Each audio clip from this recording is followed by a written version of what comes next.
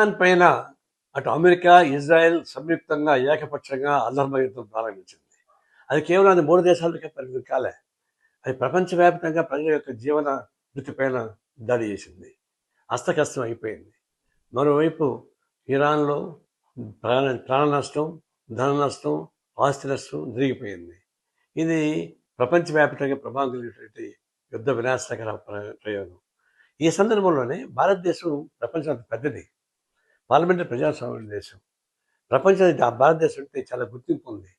నేనే స్వయంగా అటు రష్యాకి, వియత్నాంకి, క్యూబాకి, ఇటలీకి, చైనాకు పోయినప్పుడు ప్రజలతో కలిస్తే వాళ్ళంతా భారతదేశం అలుచి కౌగులించుకునేవాళ్ళు. ఇందిరాగాంధీ హరాషో పేష్ అని చెప్పేవాళ్ళు. అంత గర్వంగా ఉండేటువంటి మన భారతదేశం.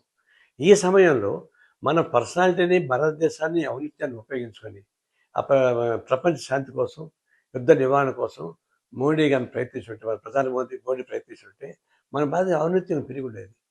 మోడీ గౌరవం పెరిగి ఉండేది. మోడీ గౌరవం పెరిగిందంటే భారతదేశ గౌరవం పెరుగుతుంది. మన ప్రజలందరికీ మనకు కూడా గర్వంగా ఉండేది. కానీ అన్ని అవకాశాలు ఉండి, ప్రతిష్ట ఉండి, ప్రతిష్టాత్మకమైన భారతదేశానికి ప్రధానమంత్రి మోడీ గారు చాలా అసమర్థంగా ప్రవర్తించారు. భారతదేశం ప్రపంచ గుర్తింపు లేకుండా చేశారు. ఆయన అన్ని దేశాలు తిరుగుతున్నాడు.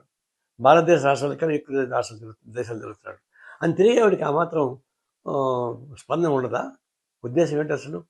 ఎందుకు ప్రశాంతంగా ఉన్నారు? ఎందుకు భారతదేశ ప్రతిష్ట దిగజార్చారు? ప్రపంచం భారతదేశం దిగాల్సిన చాలా బాధాకరం. ఇలాంటి విషయాలు చూసినప్పుడు పౌరులకి అందరికీ కూడా అవమానం కలిగిస్తుంది. ఇప్పటికైనా చొరవ చూసే ప్రయత్నం చేయాలి తప్ప ఒకరికి ఒడిగి మడిగి ఉండాల్సిన పని లేదు. భారతదేశం పెద్దది. ట్రంప్కు అనువుగా బానిస కూడా బతికి వరకు ఎందుకు వచ్చింది?